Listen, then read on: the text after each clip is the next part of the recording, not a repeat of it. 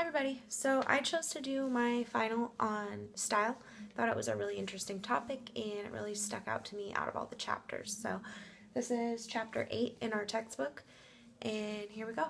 So style is the way that a speaker changes their speech across different situations. You can think of it as the formal-informal distinction. There are three main ways that we study. There are three main models for the study of style shifting. The first one is called attention to speech, and basically it states that speakers pay different amounts of attention to their speech in different situations. So, for example, you spend more attention to, when you're reading out loud than when you're having a casual conversation. The way that we know how and when to speak in different situations involves a lot of different factors. So, for example, if you were in a job interview, you would know to use a more formal mode of speech. Part of how we know that is from linguistic constraints, which are the early ideas that we have of when and where it's okay to speak in different ways. So, for example, in that interview, because of the linguistic constraints, you know that it's most appropriate to speak in a formal way. Compare that to if you are just at home hanging out with your friends. In that situation, it's not necessary to use standard speech, and in some cases, it's not even desirable. Covert prestige is where you receive a positive evaluation from members of a group for using non-standard variants. So, for example, an inside joke. And the best thing to compare it to is like street cred. So the second model is the audience design model, and that states that speakers adapt their speech to their listeners. So a component of that would be convergence, which is where the speaker changes their speech to fit that of their audience. And the opposite of that would be divergence, where the speaker does the opposite and purposefully tries to sound less like their audience. The third and most recent model is called speaker design, and it takes into consideration the first two, attention to speech in different situations and audience design, who you're speaking to, but it also accounts for the fact that speakers can adapt and style shift based on how they want to convey themselves. How you speak says a lot about who you are and your audience. Not only is the speaker able to pick up cues from the audience, but the audience picks up information from the speaker. And speaker design states that we style shift in order to convey ourselves in the desired way. There are broad categories for the different styles of speech. A register is a variant of speech that's used mostly in a setting, a specific setting. So academic register or legal register is a form of speech used in that setting.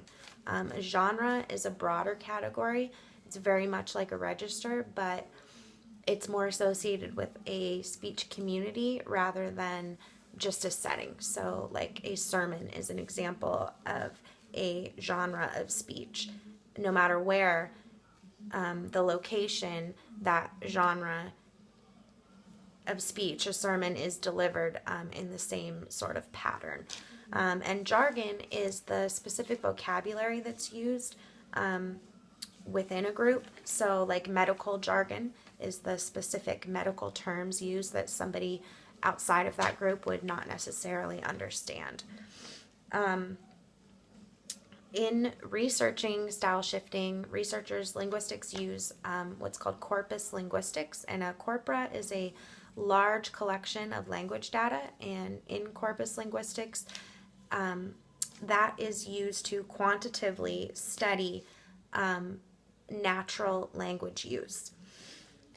And a very interesting part of style shifting that I found really interesting is the use of paralinguistic channel cues, which are cues like pitch, tone of voice, rate of breathing, that all convey information. So we all know somebody who changes their pitch or tone to emphasize or convey meaning. But an example is when people use a high-pitched tone at the end of a sentence, and usually that marks a question. But it can also be used to convey a non-threatening demeanor. And it can also be used in sort of when delivering a negative connotation, so, or a negative evaluation. So somebody says, you know, oh, I really like that. It's sort of a backhanded compliment, or, you know, what were you thinking? You know, it's a negative connotation, but it's sort of masked by that paralinguistic cue to come out in a positive way. And, you know, so I just think it's a good example of how style shifting can convey a lot of meaning outside of just what the regular words are. Inside of style shifting, there is crossing, which is use of another group's variants or language. There is passing, which is when you adopt as your own another group's language. There's fleeing, which is purposefully avoiding another group's variants. And dragging, which is when both the audience and the speaker are aware that the speaker is using language from another, that belongs to another group. So all of this just goes to show how complex and varied a topic style shifting is. We all use style shifting in our everydays. A person who is linguistically competent has many different styles that they can use, and as we can see from the three models, there's many different reasons why a person's style shifts and context for that. So for those reasons, I found it to be a really interesting topic, and I enjoyed learning about it.